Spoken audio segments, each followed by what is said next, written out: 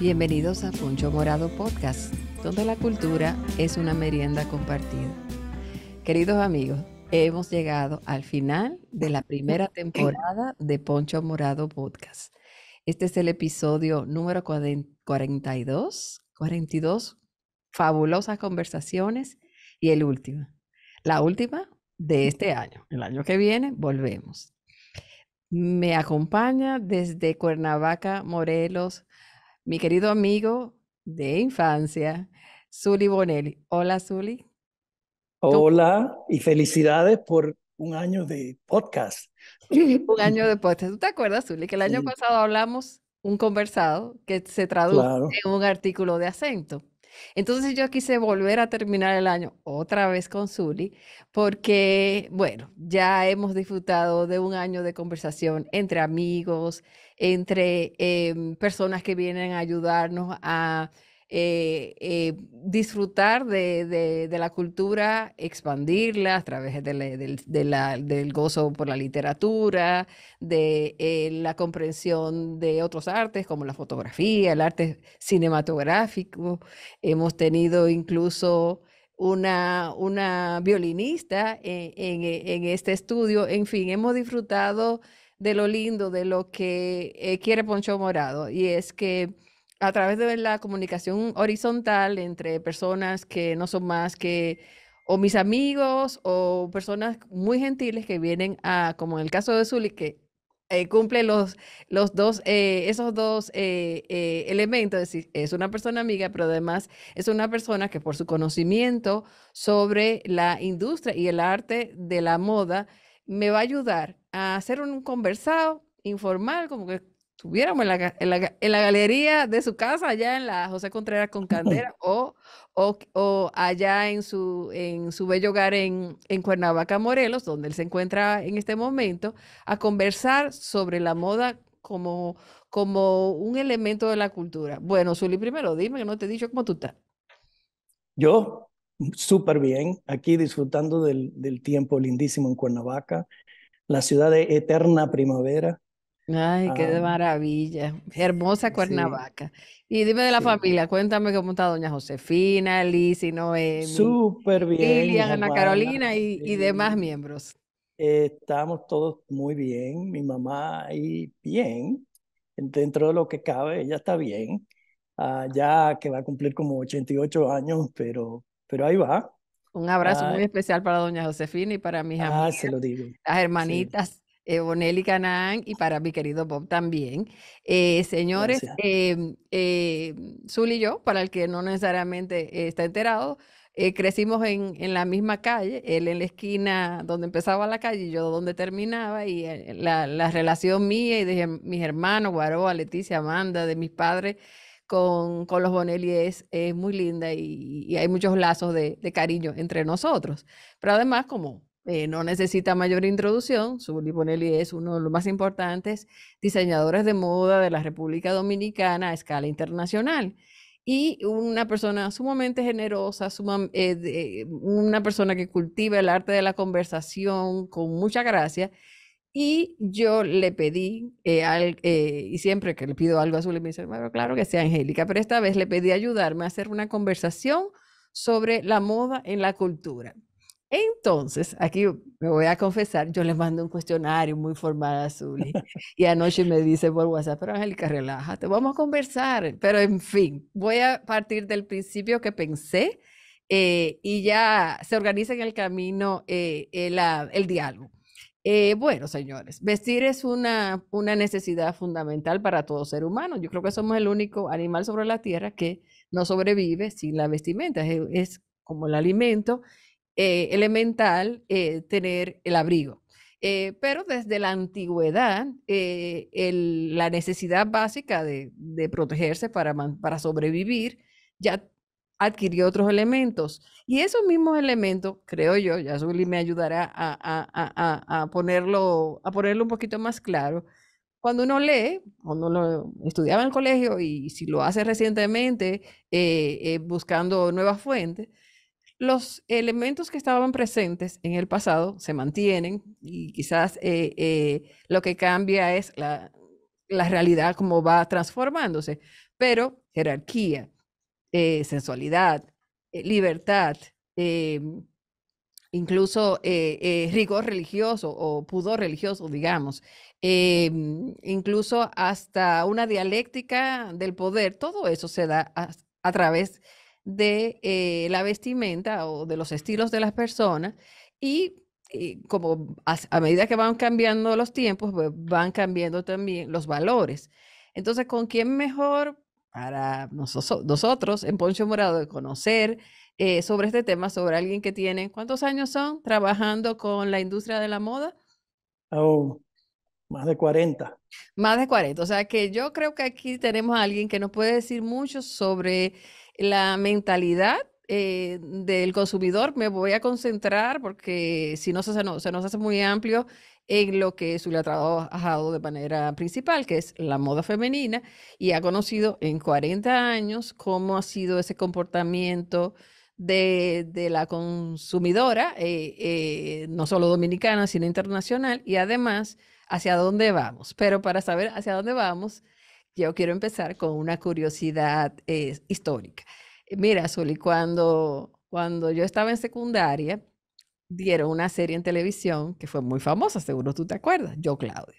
Y cuando yo vi ya en una producción de esa categoría, que fue una gran serie, una de las primeras teleseries británicas, y yo veía cómo se vestían, porque quizá lo había visto en el libro de historia del colegio, pero ver a las actrices, cómo se vestían las mujeres en la antigua Roma, y ¿qué fue lo que pasó con la humanidad? Porque después entonces vino un recato que duró siglos y siglos. ¿Por qué era así la moda? ¿Por qué crees? ¿Y qué materiales usaban? Claro está, veía yo en la serie a las mujeres de la corte imperial, a las que eran patricias, pero también las mujeres del pueblo también usaban ese vestuario que comparado, por ejemplo, con lo que uno conoce de la Edad Media, era muy distinto. ¿Por qué era eso? Trataré de darte lo mejor que yo sé. Dale, dale, que yo sé que Ah, tú sabes. mira, si empezamos con Roma, la vestimenta de las mujeres en Roma, vamos a empezar porque las telas no habían tantas telas. ¿Cuáles eran Eh, las que se usaban? y número uno, para todo el mundo era la lana, Ok. que la lana estaba había más lana. Ujú. Y las mujeres de cierta estatura eh, usaban lino, porque el lino era lo más caro en ese momento. Aparte de que había un poco de seda, pero no como se hizo después. Entonces, pues lana y lo que la vestimenta era de lanas. Como hacía frío, y no Sí. estamos hablando de que tenían muchas mangas ni tenían muchas cosas, él, ellos usaban muchas capas, los layers, como le decimos Ujú. nosotros, para pues cubrirse del frío. Y debajo usaban las mujeres como un brasier y como un panty hecho de lino, porque era Ajá. mejor que lana cuando se descubrió, porque la lana picaba, no es la lana de hoy, Claro. No que casi tenía no pica, pero el procesamiento industrial. no. Entonces, pues lo importante es que cuando tú ves cosas que están representadas con color en la antigua Roma, eso solamente el color era muy caro, porque la pintura para teñir telas eran muy caras. Entonces, la gente normal y común no usaba cosas teñidas, o si usaba cosas teñidas, eran teñidas con unas pinturas pues bien baratas. Los ricos usaban las cosas que eran de color. Eh, el- y habían unos que Sí, daban por mucho ejemplo, los trabajo. senadores tenían un listón que caracterizaba que eran miembros pues, de esa curul Sí, y eran unos listones como dorados como con un color así como vino. sí, los colores que eran muy, muy difíciles eran el morado y el rojo. Entonces, pues claro, si tú tenías morado o rojo, eso quiere decir que tú tenías dinero. que es Porque lo que ha había pasado que, siempre. para tener esos colores, que imagino que venían, y tú me corregirás, del reino vegetal y Sí. algunos minerales, Y, supongo. sí, mineral, vegetal y animal, Ajá. porque el color rojo, por ejemplo, en México el color rojo se sacaba de lo que se llama la cochinilla. Ujú. Es un insecto y con eso lo muelen y de ahí sacaban el color rojo. Entonces, en importante medida, no solo en Roma, sino también en otros periodos, las conquistas, además de las razones de poderío que involucran la expansión de cualquier imperio, vienen muy ligadas justamente a cubrir esas necesidades porque querían ir más lejos en Asia y conquistar nuevos territorios precisamente para adquirir esos elementos que le permitían no solamente vestir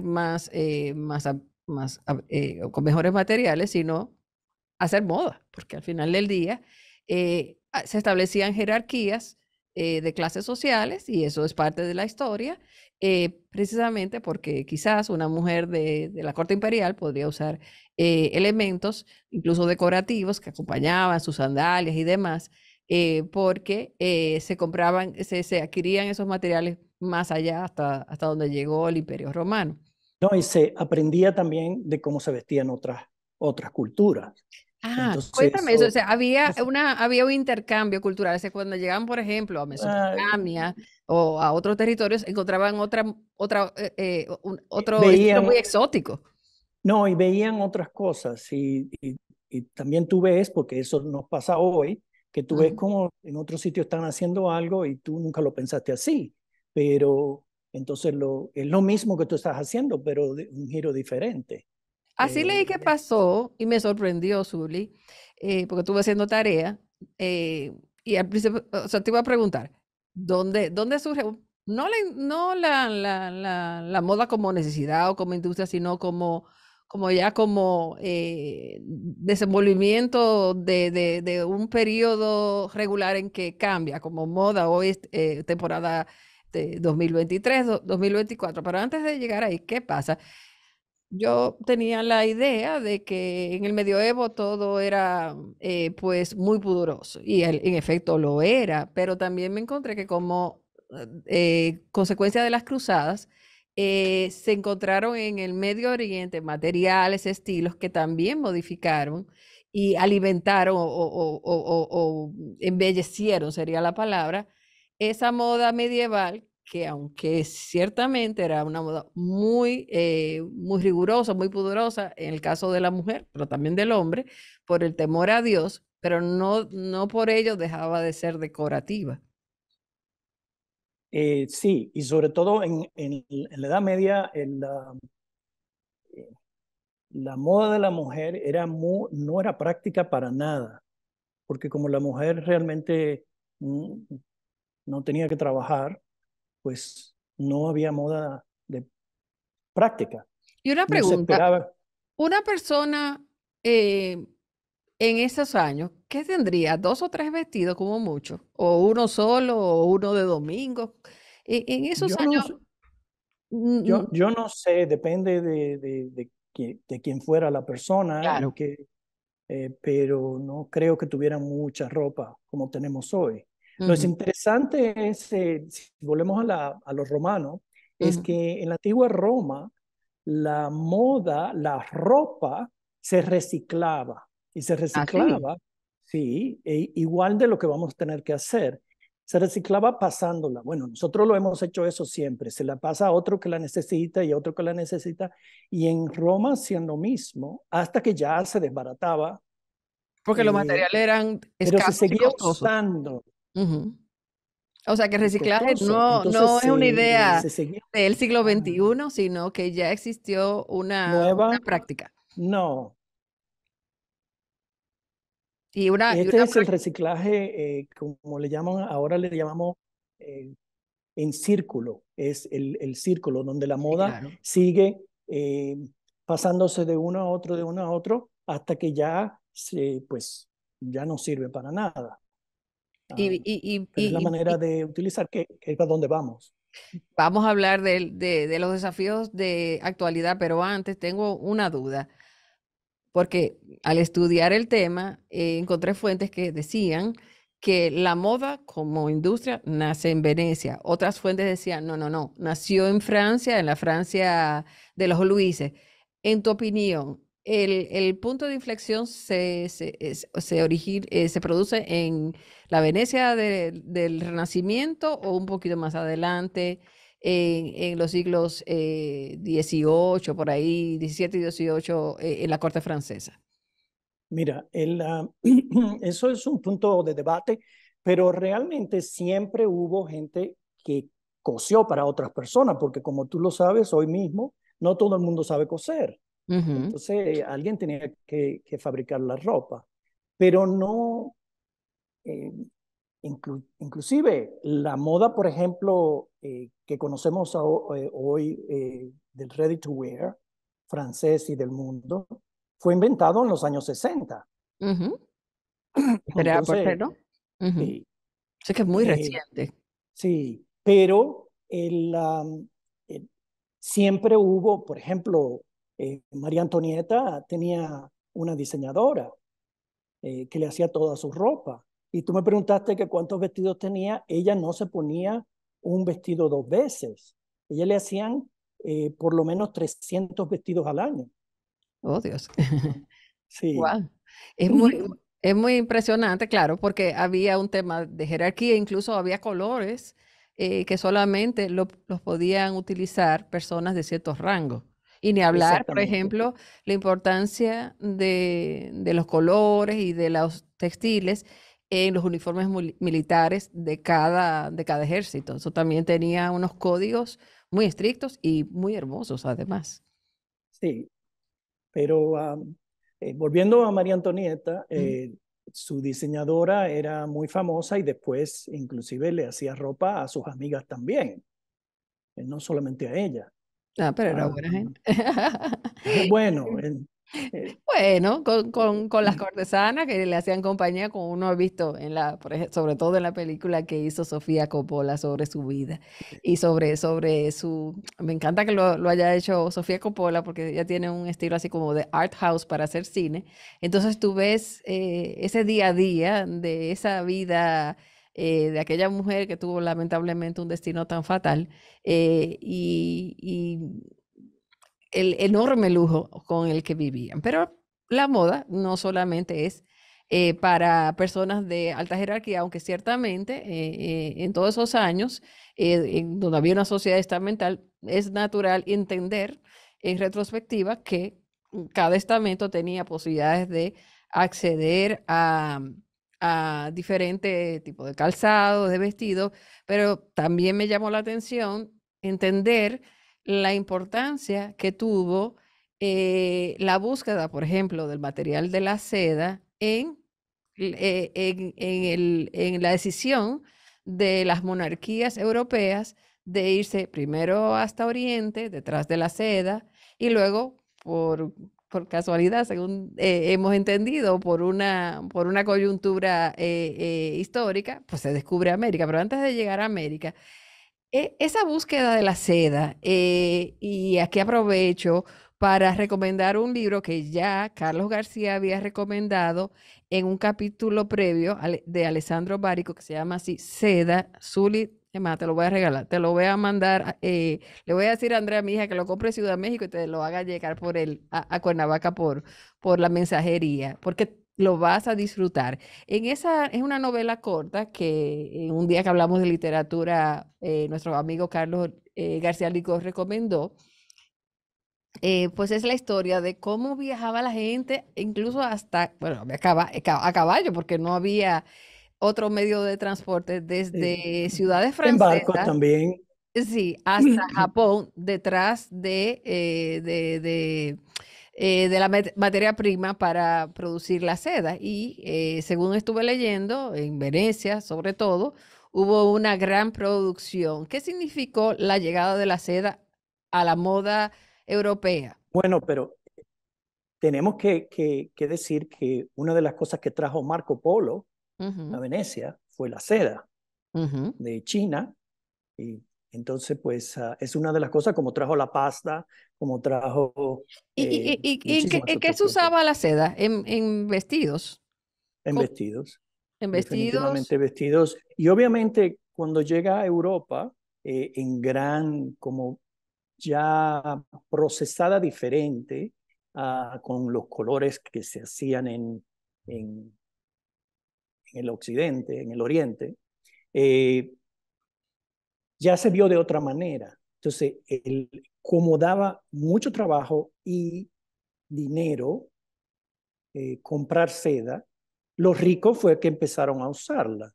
Sí, Y claro. entonces, pues, el pueblo empezó a ver lo que ellos estaban poniendo.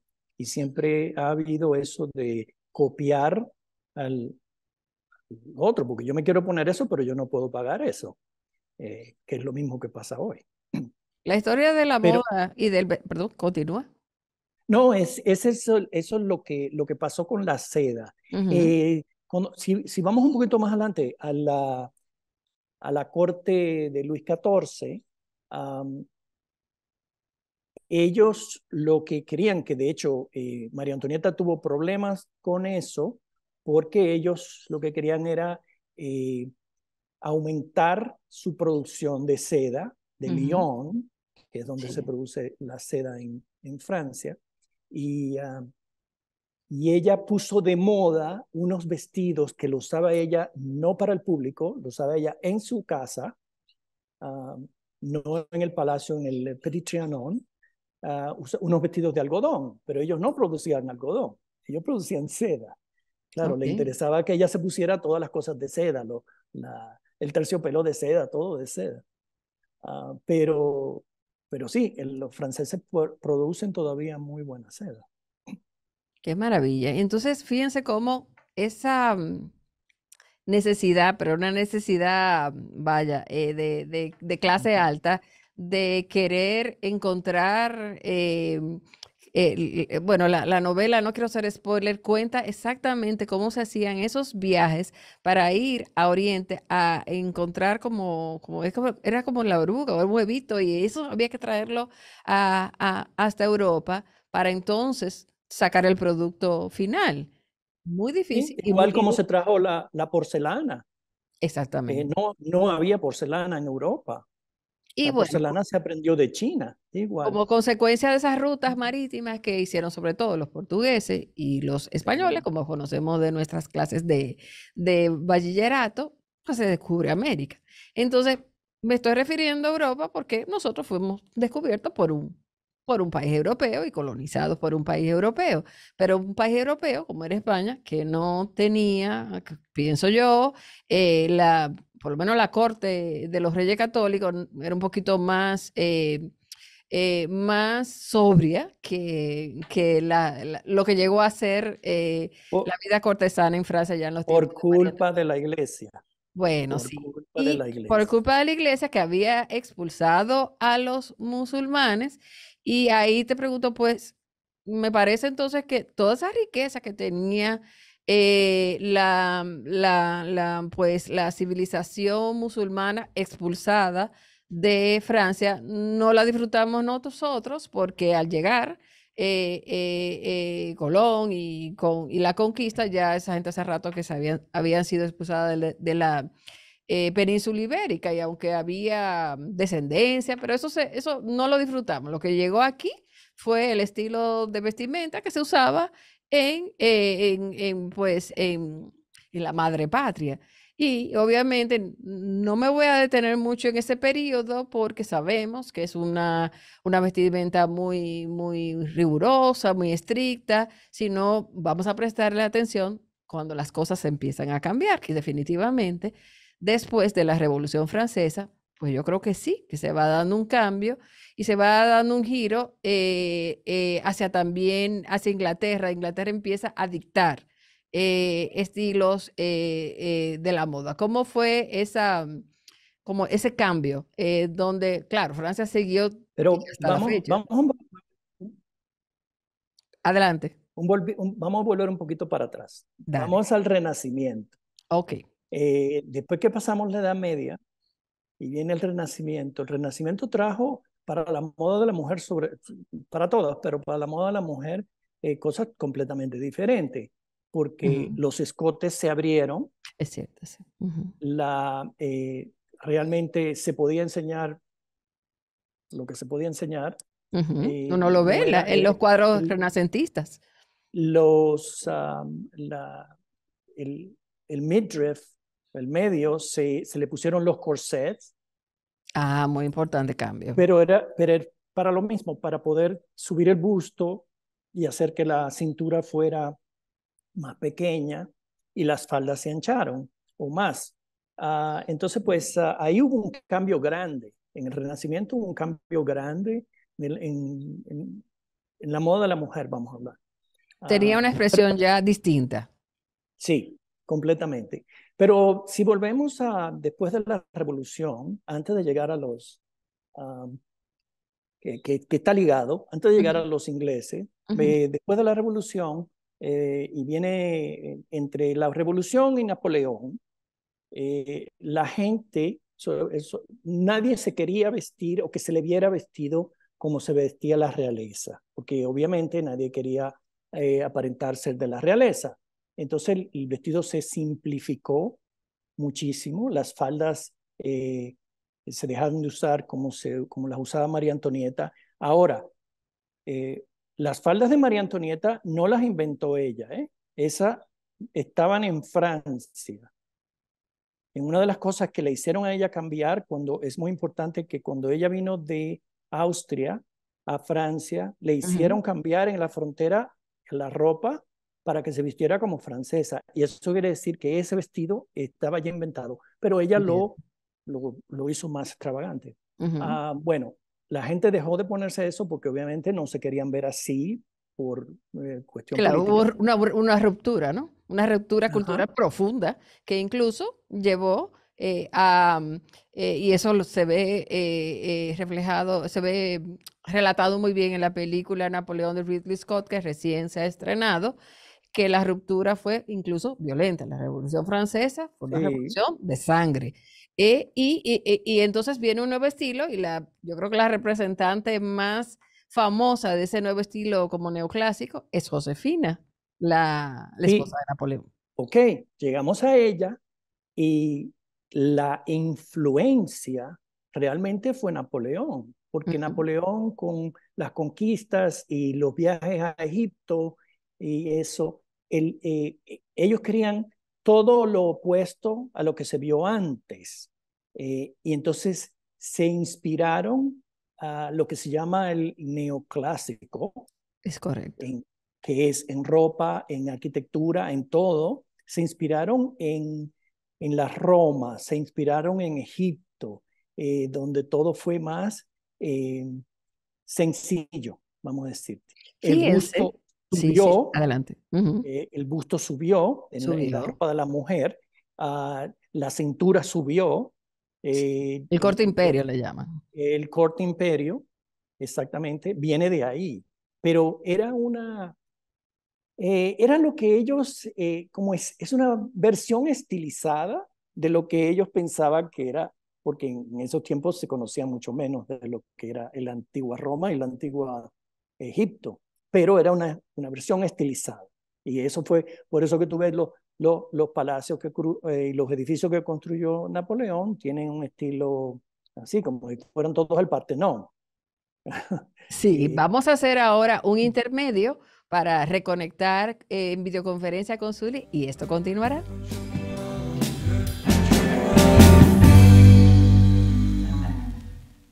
Pues estábamos con el tema de la revolución, eh, ya en el orden de la vestimenta que se produce con pues la llegada de Napoleón al poder en Francia y cómo ese estilo respondía a pues lo que vio él o lo que inspiró al gobernante y a las personas, imagino, que estaban en su alrededor diseñando el estilo, no solamente de sus vestimentas, sino hasta de los platos. Ellos tenían incluso un símbolo que era como una abejita, ¿no?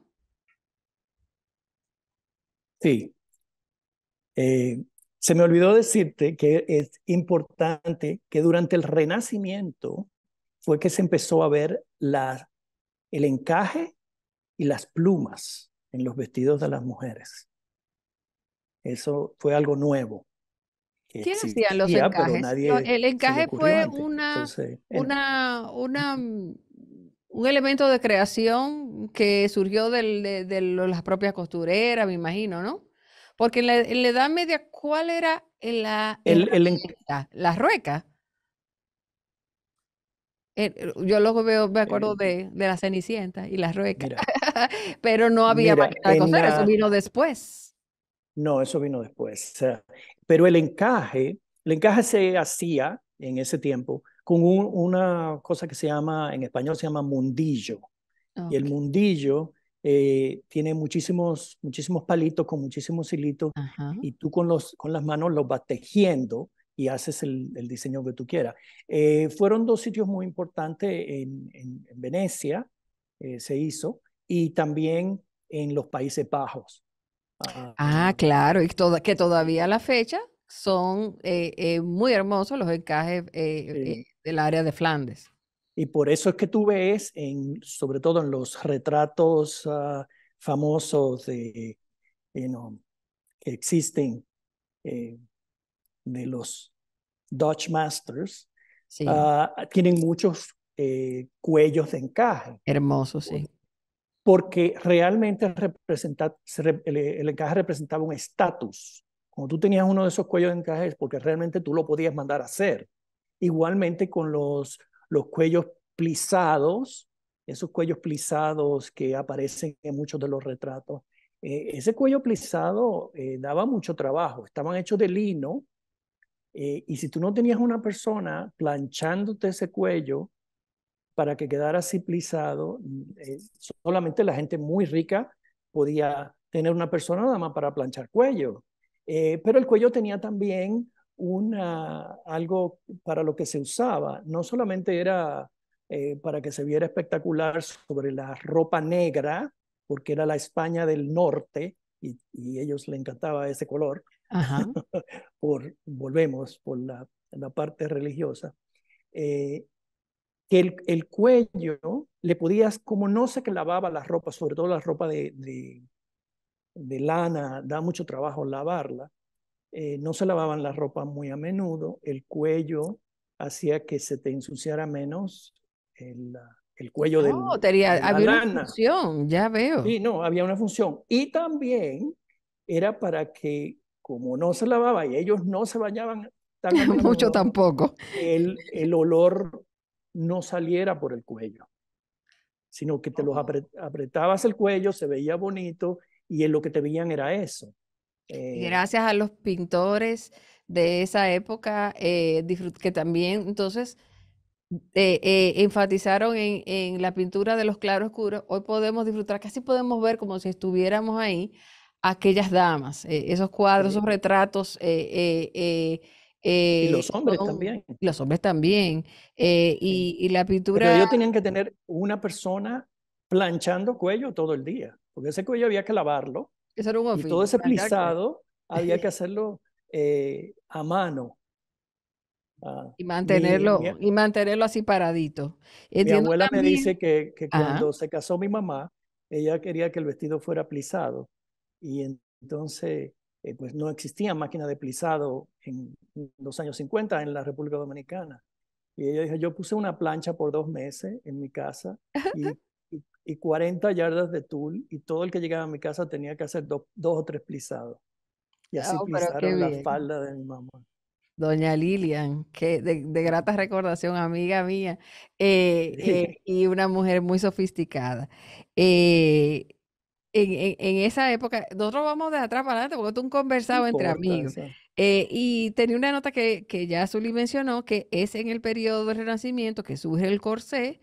También la crinolina, sería bueno explicar qué es la crinolina.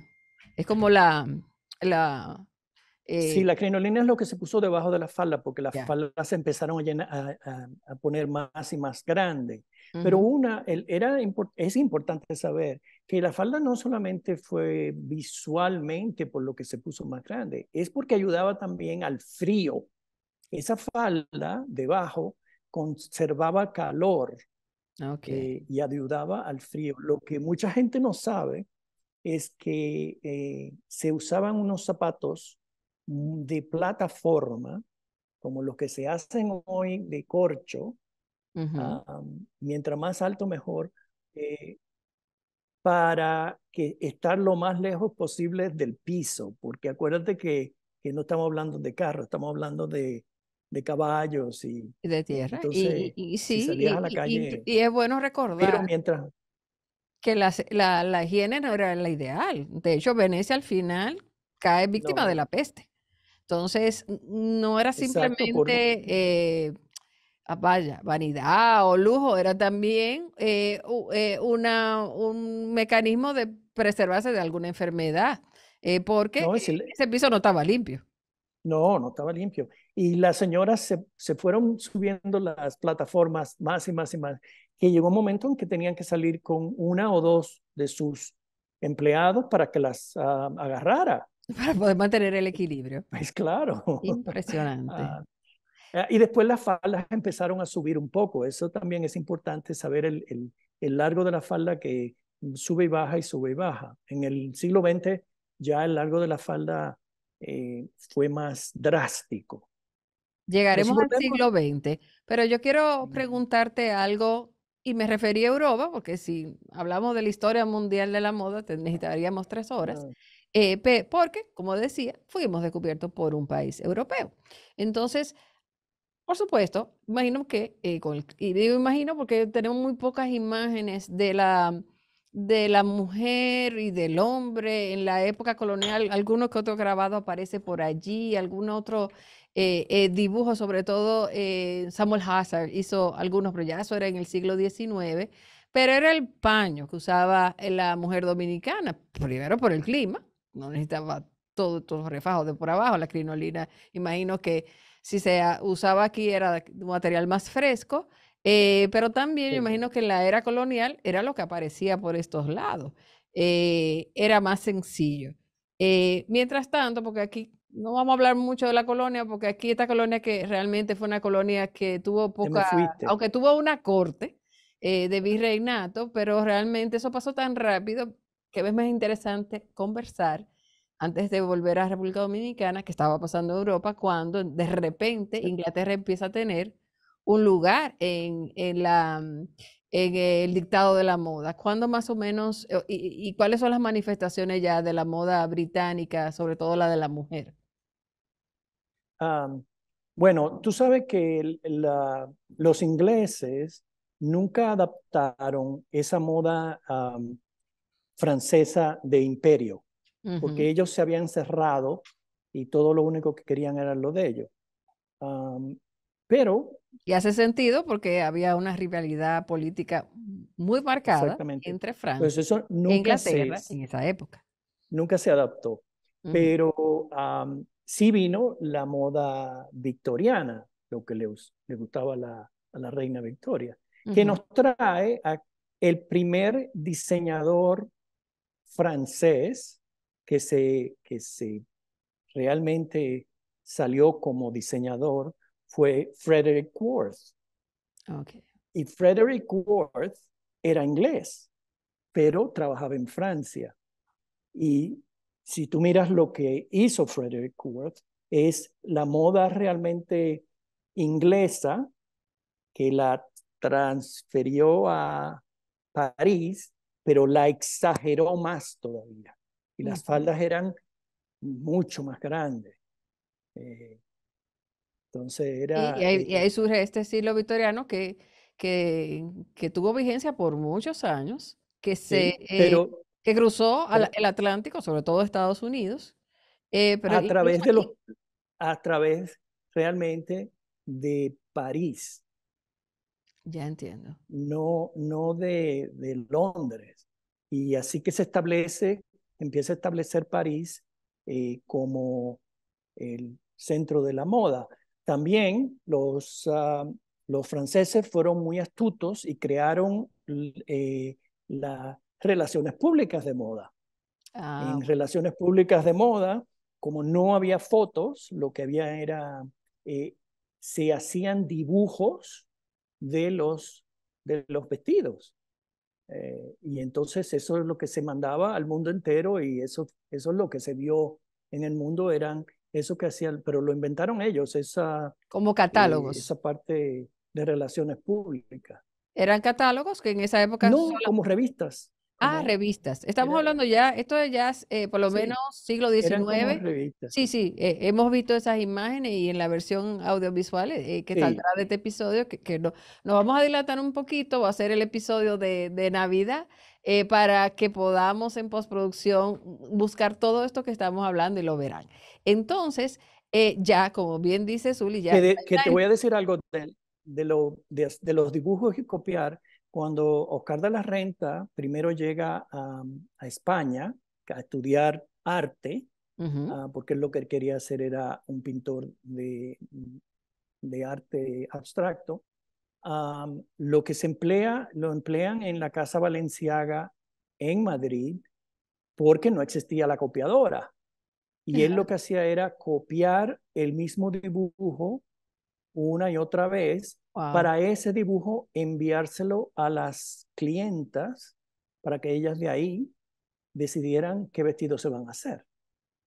qué maravilla. Era un trabajo de publicidad, pero rudimentario, pero vaya, No, don ya eso estamos Oscar, un gran hablando, artista, hasta del dibujo. sí, estamos Y hablando ya del mediado del siglo XX. sí, sí, ya eso es siglo XX. Y vamos a llegar al siglo XX porque definitivamente es muy importante la historia de la moda, pero antes hay que mencionar que ciertamente en ese periodo final del siglo XIX, cuando ya hay revolución industrial, aparece la máquina de coser, la moda británica fue más, en mi opinión, más luminosa en la moda masculina y sobre todo evolucionó más. O sea, los hombres se iban haciendo trajes un poquito cada vez más cómodos para la vida ya metropolitana de ese periodo donde ya las ciudades, o sea, la vida del hombre y la mujer, pero sobre todo el hombre era cosmopolita.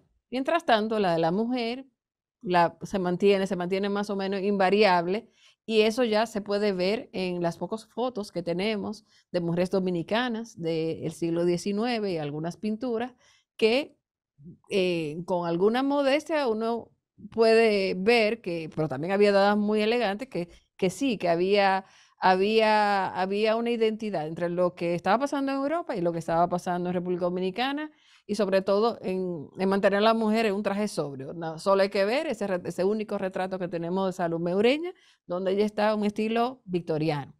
Pero llega el siglo XX y en el siglo XX el modernismo es transversal en todo el arte y en el pensamiento. Y uno lo ve en la poesía, pero también se ve en la arquitectura, se ve en la pintura y se ve en la moda. Entiendo que hay un primer nombre que hay que destacar con el cambio de siglo que empieza a revolucionar y a emancipar a la mujer de esos trajes tan pesados y su nombre fue Paul Poiret, ¿no?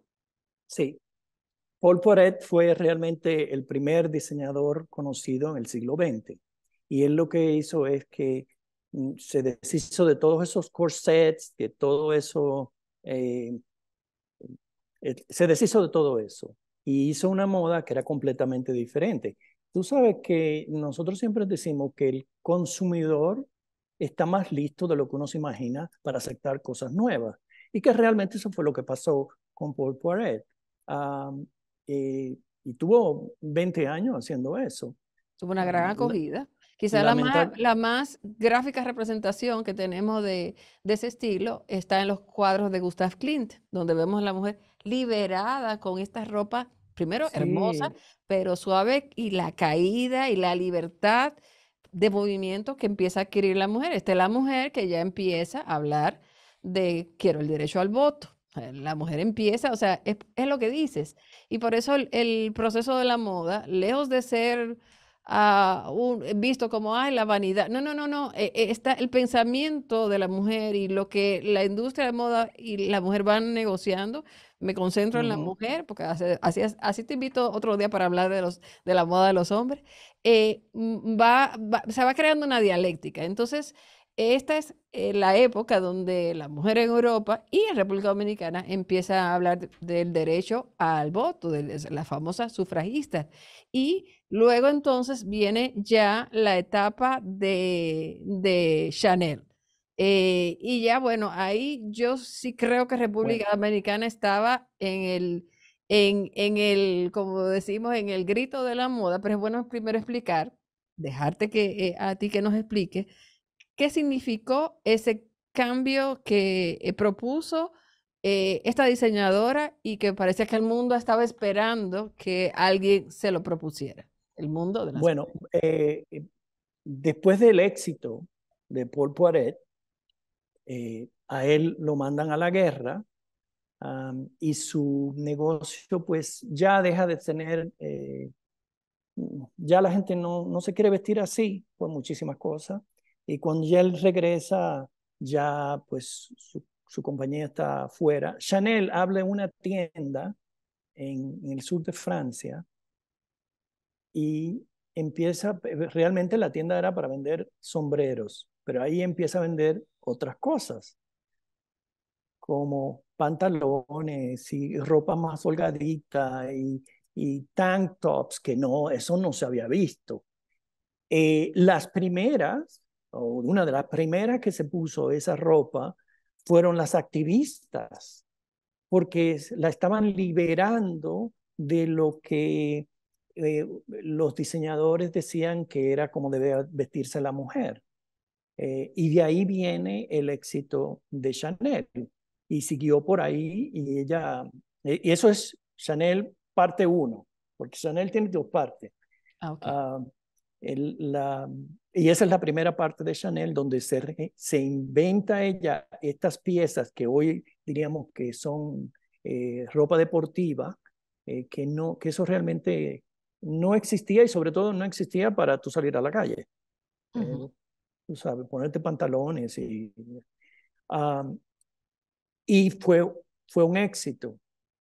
Pero durante la Segunda Guerra Mundial, Chanel tiene que cerrar uh, entre una cosa y otra y cuando vuelve a abrir otra vez, ella se trae porque su uh, novio durante la guerra era un oficial uh, alemán o austriaco, y ella se trae de Austria, o se lo quita a él, un jacket del Tirol.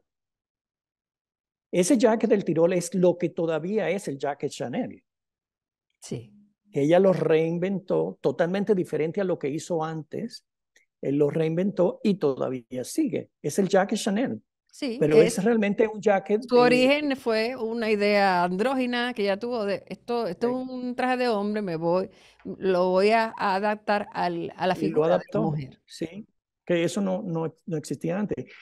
Chanel decía, porque vino el éxito de Christian Dior, pero Chanel decía que Christian Dior no vestía a la mujer, sino que ¿cómo se dice eso? Cuando cubre su mueble, uh, La forraba. la forraba. Oh my God. Sí. Y Ella fíjate decía que él algo, era Zuli, y yo sé que tú estás familiarizado con estas imágenes y ahora están en Instagram. Hay varias páginas, y te las voy a compartir a ti y a todos, de personas que han organizado cuentas en Instagram sobre la historia dominicana y traen imágenes de cómo la mujer dominicana, por ejemplo, de los años 20 estaba totalmente alineado con el estilo Chanel. Y no había ni siquiera que ser una mujer sofisticada porque además era un diseño fácil de realizar. Tomemos en cuenta como nos ilustraron los invitados del capítulo donde hablamos de la calle El Conde, que lo hicimos con mi hermano Guaroa y con otros colegas tuyos, porque el Zuli es arquitecto de profesión, quienes vinieron aquí y nos explicaron un poco la historia de esa avenida, digo, de esa calle tan emblemática. Y ya en los años 20 en República Dominicana había tiendas por departamentos. Estaba el edificio Cérame, había otros y fueron surgiendo otras tiendas, la ópera. Entonces la mujer dominicana no solamente tenía la habilidad, porque la costura era el corte de la confección, un oficio que aquí, y tú nos comentarás, siempre tuvo buenas manos, sino además que, sobre todo cuando llegaron estos comerciantes, en especial después de la Guerra Civil Española, llegó mucho inmigrante español, aparecían textiles adecuados para esos diseños al estilo Coco Chanel, y posteriormente ya al estilo Dior también había esa destreza. Ya yo sé que eso es algo que tú conociste más cerca por tu abuela, donde había posibilidad sin que fuese alguien de clase alta. Mi mamá y mis tías, yo voy a poner una de esas fotos de mi mamá y mis tías que eran niñas de una maestra. Mi abuela era una maestra y mis tías se vestían, y mi mamá ese estilo, con lo que ganaban de su salario, de su trabajito que tenían cada una. Y De usaban los modo que patrones burda. por los patrones, y habían otros, bueno, cuéntalo tú, los otros patrones que yo me Bueno, no, acuerdo, los patrones Simplicity. burda era porque burda era una revista. Y en ¿Cómo? esa revista de Ujú. moda traía patrones. Y Y mucha eso, gente los y la utilizaba. burda, porque yo conocí la burda en los años 70, pero la burda era de mucho más Viene de atrás. mucho, viene de mucho más atrás. ¿Cómo era Pero una de las cosas cómo que era te que tengo que hacían las decir es, dominicanas estas cosas? Cuéntanos un mira, poco. primero te voy a decir que se viajaba mucho también. De la República Dominicana se viajaba a Europa. Ujú, No es que ahora que se viajaba a ujú, Europa. Mi familia tenía unos vínculos en Francia que, que, que eran muy, pues, muy franceses. ujú. Y se viajaba a Traían esos Europa. estilos. El Entonces, que podía viajar, no entonces era todo el mundo, traía, pero el que podía viajar no, pero el traía. que podía viajar, Y pero sí, sí, también sí, se, sí. Sí, sí, se traían, viajaba a Nueva traían. York. Yo te puedo Bueno, decir sí, porque yo, ciertamente. Se viajaba en Nueva York, se yo, viajaba en yo, avión y en barco. pero mira, en barco, yo haciendo una investigación sobre mi Ujú, familia de parte de mi mamá, me di cuenta que mi abuelo vino a principio como en el 1901 ujú. ah, o dos a Nueva York. Y Sí, él eso era tienes chiquillo. toda la razón. Se viajaba Entonces se y viajaba. se viajaba en barco. Y yo estoy leyendo mucho ahora sobre los primeros 20 años del siglo XX en República Dominicana. Y sí me he encontrado que se viajaba mucho en barco, que no necesariamente era tan costoso como yo me imaginaba cuando era en barco. Ya en avión sí se complicó. Y que estos dominicanos que viajaron y que fueron los primeros inmigrantes en Harlem, cuando Harlem era todavía de italianos y judíos, se vinculaban incluso con la vida artística. O sea, no era, o sea, y con salario de empleado, pero no quiero hacer spoiler de algo que estoy haciendo, pero para mi sorpresa no era tan costoso como yo me imaginaba. Y por supuesto, Pues iban y también a Francia, iban a estudiar medicina, iban a estudiar, esa gente traía cosas, traía, esa gente traía revistas, esa traía gente, revista. lo que existía del Ujú, momento. ujú, Entonces, nosotros en la República Dominicana desarrollamos un negocio de la moda a través de las modistas y es los cierto. sastres, Eso me eh, tocó vivirlo. porque las modistas eran espectaculares, pero los sastres también, ¿eh? También. En la República Dominicana, yo me acuerdo cuando yo estaba pequeño, tú podías comprar unas telas para trajes de hombres espectaculares, Ujú, realmente de muy buena calidad. Y lo mismo las telas para los vestidos de las mujeres, y entonces se desarrolló la industria esa de las modistas, donde cuando nosotros estábamos chiquitos eran muchas. sí. Ahora Y, y, y, son y, todos y- diseñadores, pero y ahora, realmente antes de pasar a la época que ya tú y yo podemos recordar, eh, En esa página de Instagram que te voy a compartir a ti y a todos, por ejemplo, me llamó la atención que en los años 20, en Guivia, en 20, 30 por ahí, cuando era un balneario todavía no contaminado y bonito, Mm, los bañadores eran de la época. Es decir, aquí venía, yo no sé, yo supongo que eso no se hacía por el material, que no se podía quizás hacer, no lo sé, quizás se hacían aquí, pero llegaba esa moda tal cual uno la puede ver en una playa en el sur de Francia, se usaba aquí también en la playa de Güibia. La misma sí, moda. Claro, sí, sí. eran Es que si personas tú te pones a de ver, una clase social que podían consumirlo, pero sí, porque vale, Guivia era un club también. El club de era un club Guivia de no alta iba, sociedad, pero no el iba todo el mundo. descubrimiento me llama la atención. Y claro, ya cuando llegamos a la etapa en que tú y yo éramos niños y que ya vivía la República Dominicana un proceso de desarrollo democrático, pasada de dictadura, y es el tiempo en que la moda está en una dialéctica con el pensamiento de la juventud. Aparece la minifalda, aparece el bikini, y eso estaba en todas las playas de República Dominicana, pero además en todas las Sí. casas de todos nosotros. Ya era algo que cualquier persona de clase media y hasta con sus chelitos, alguien de clase trabajadora podría adquirir. El bikini apareció por primera vez en Roma, en la antigua Roma, ¿ok? En la Y lo antigua así, Roma. sí, así que no es del siglo XX. Y quién sabe, el que se inventó el bikini, pues, o que resurgió el bikini, a lo mejor vio esos mosaicos de la antigua Roma y lo hacían de piel. Oh, qué Um, interesante. Una de las piezas de ropa que ha cambiado a través de la historia enormemente, sobre todo lo que es tela, tecnología, es el traje de baño. Porque el traje de baño eh, elástico, eso es del siglo XX.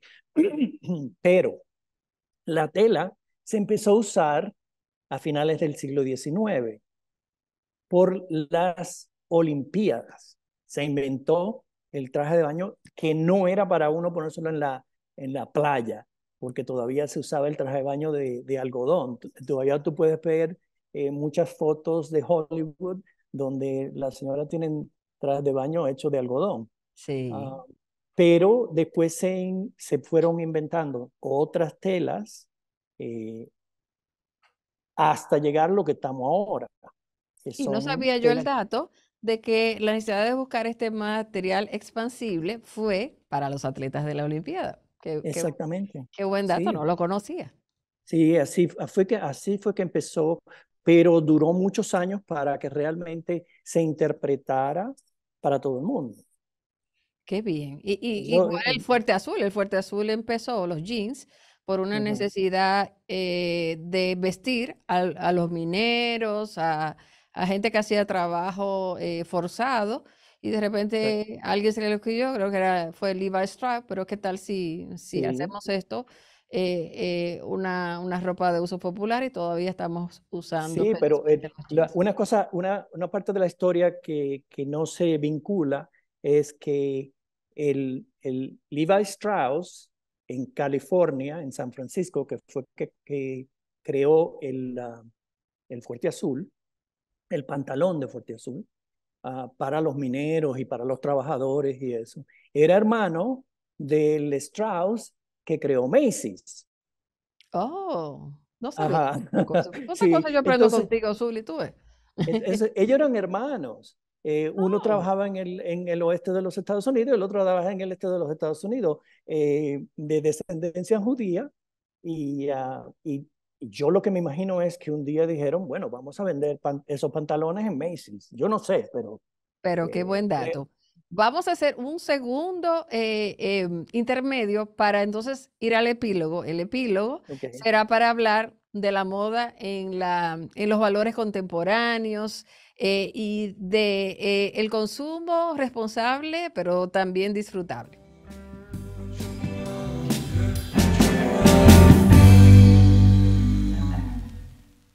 Toda esta conversación tan amena y que yo quisiera irme a Cuernavaca a hacerla un poquito más larga con Zuli, o invitarlo por aquí a mi casa, pero bueno, vamos a llegar al tiempo actual para llegar a la reflexión con Zuli de nuestra ética y de nuestros valores actuales de cara a la moda. Bueno, no es necesario que hablemos qué pasó después de los años 60 y 70, donde por supuesto la juventud entendió que la moda era un mecanismo de expresión, porque la mayoría lo hemos vivido o los más jóvenes lo conocerán de sus padres, lo que pasó sobre todo, en especial, luego en República Dominicana con la apertura económica, es decir, con la reducción de los aranceles que permitió que ya la adquisición de ropa para vestir no fuera solamente el trabajo de una costurera, de un sastre, sino que nuestro país se ha llenado de ropa importada a diferentes precios. Pero además, por supuesto, hay mucha conversación sobre el consumo y los temas del medio ambiente, bueno, hasta los filósofos como Lipovetsky y Adela Cortina y otros más invitan a las personas a tener su propia ética de consumo y a tomar en cuenta lo que hay detrás de la industria de la moda. Entonces, quiero que seas tú, Zuli, que estás muy en contacto en el análisis y en la creación de ropa para vestir, que nos ayudes a entender dónde está el punto de equilibrio. La decisión sobre la moda es muy individual. Somos muy respetuosos de quien quiera, pues, hacer una inversión costosa o cambiarse de su armario cada vez. Eso es una decisión individual y no es para nada mi interés dictarle a nadie lo que tiene que hacer con su código de vestimenta o con sus reglas para vestir, pero sí eh, sé que la industria lo toma en cuenta pensando ya en la mentalidad de la gente del siglo XXI que tiene una conciencia sobre el medio ambiente, que tiene una conciencia sobre, oye, quizá esto que me puse, lo hizo en China alguien que no fue bien remunerado o quizás es un menor de edad. Entonces, la globalización nos da ventajas, pero también nos pone en contacto con problemas que quizás en el pasado ignorábamos y que es, por supuesto, por el incremento de los flujos en el comercio internacional, aumentan en todos los órdenes. ¿Qué tú nos comentas sobre eso, Zuli? Eh, es un tema bastante complicado, pero sencillo a la misma vez. Lo primero que te tengo que decir es que la industria de la moda produce 92 millones de toneladas al año en basura. Wow. Usa 10% de las emisiones, la industria de la moda, y utiliza 20% del agua. Vamos ahora al closet de muchas personas que conocemos y probablemente el de nosotros también. Lleno de cosas. Lleno de cosas que la gente realmente no se pone. Porque todos somos como cuando éramos chiquitos. Nos ponemos siempre lo mismo porque eso es lo que nos gusta, lo que nos hace sentir bien. El resto no lo ponemos. Entonces, tenemos que empezar en algo que es lo que estamos todos pensando, es la moda circular. La moda circular es, volvemos a lo romano. Si usted no lo usa o ya no lo quiere usar más, usted lo regala, lo vende, donde otra persona lo va a usar y por ahí va a seguir para abajo hasta que eso se desaparece. Esa es una manera, ¿ok? Ujú, Pero hay otras. Como tú dices, tenemos que ser conscientes dónde estamos comprando. Ahora está de moda comprar en una compañía que se llama Shane, uh, ujú. China, porque vende cosas muy baratas, muy bonitas, muy buenas, pero muy baratas, pero son los primeros eh, polluters del mundo en moda, porque producen una cantidad y es lo que le pasa a todas las tiendas que venden esa ropa muy barata. Como tú dices, no es que la gente no compre, pero tenemos que ser conscientes Pero de que si explícame vamos a qué tú quieres comprar decir que son colluders. Eso me interesa polluter, mucho. Ah, polluters, polluter. Ok. Sí, sí, sí, sí. ¿cómo se dice polluters en español? Cuando Contaminantes. contaminantes, sí. Ujú. Entonces, eso, tenemos que pensar Eso en está todo ahí. eso. Ujú. Pero más importante es cuánto compramos. Realmente, si tú te pones a pensar, nosotros podemos abrir el closet y ahí podemos, con lo que tenemos, podemos vivir en los próximos 5 años. Pero queremos cosas nuevas, cosas que nos hagan sentir Claro. bien, cosas que van para el Y cambiamos de futuro peso también, y ¿no? de todo. Con los Entonces, años. pero no vamos a guardar esas cosas, vamos a seguirla para adelante Ujú. para empezar a crear esa moda circular, donde es un reciclaje, pero de persona a persona. Ok, ya cuando eso se tira a la basura, tiene que estar hecho de un material sostenible, de un material que se vaya a desintegrar, que es tampoco lo que no tenemos. Entiendo. Entonces, compramos mucha ropa barata, a mucho, porque compramos todos los días, porque nos va a hacer sentir mejor tener una blusa nueva, pero realmente eh, No es no se necesita, biodegradable. Ujú.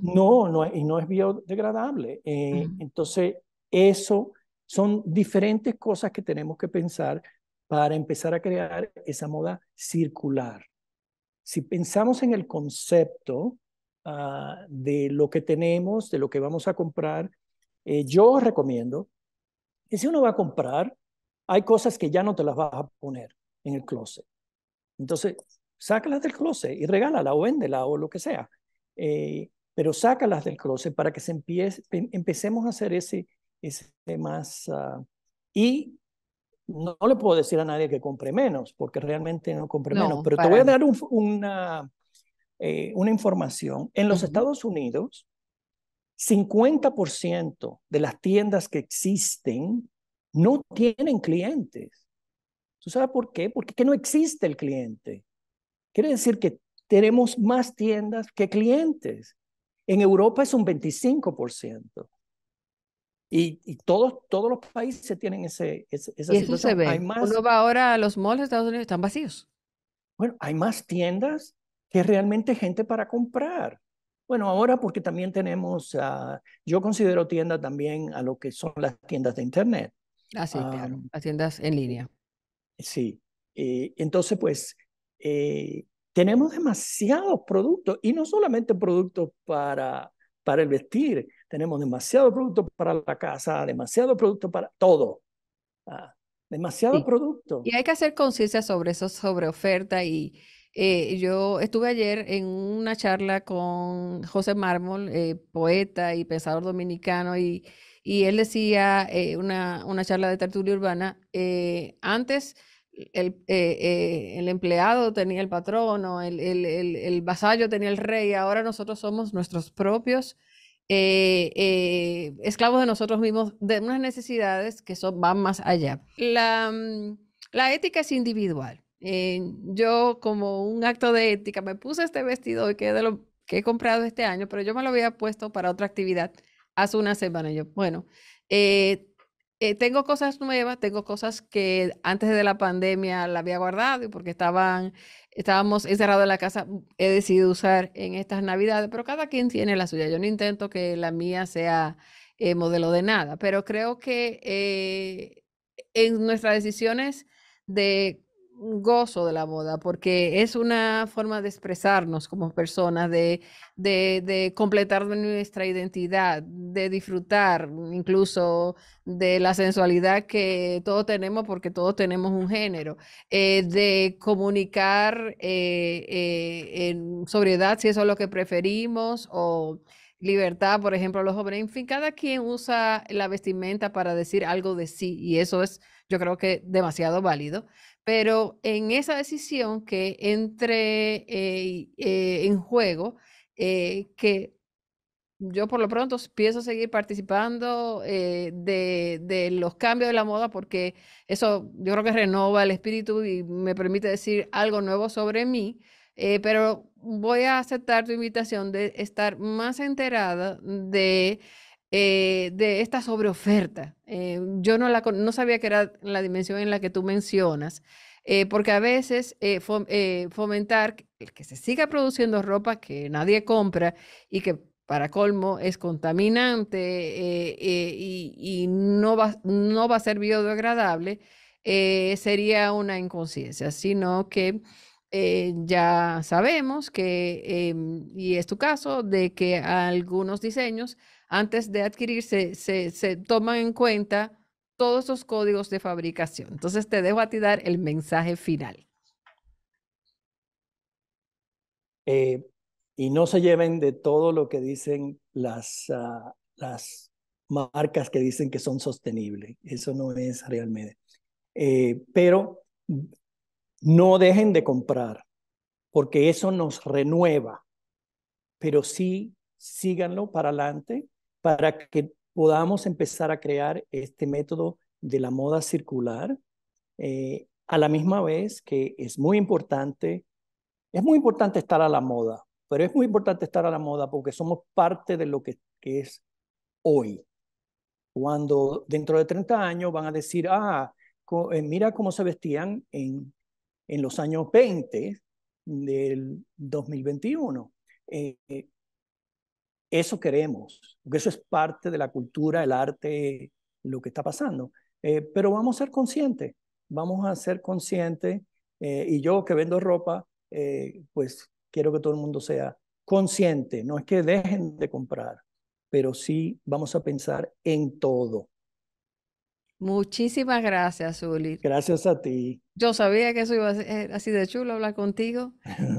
Muchísimas gracias. Este ha sido el episodio final y qué bueno cerrar el con broche de oro esta temporada de conversaciones con amigos, con personas que nos vienen a aportar como tú, en la doble calidad, amigo, y personas que siempre nos aporta de esta manera. Señores, ya está bueno de Poncho Morado por este año. Dedíquense a su familia, suelten estos celulares, abracen a su gente. Es tiempo de familia, por lo que nos vamos del aire hasta el año que viene. Zuli, te deseo una feliz Navidad. Igualmente, gracias por tenerme y realmente un placer estar aquí contigo y con todo el que te está escuchando. Que el año 24 nos demos el abrazo en persona. Un abrazo Yo para espero que todos los sí. Bonelli Canaán y para todos los amigos de Poncho Morado. Y como siempre digo, cambio y fuera, feliz Navidad en esta ocasión. Un abrazo a todos.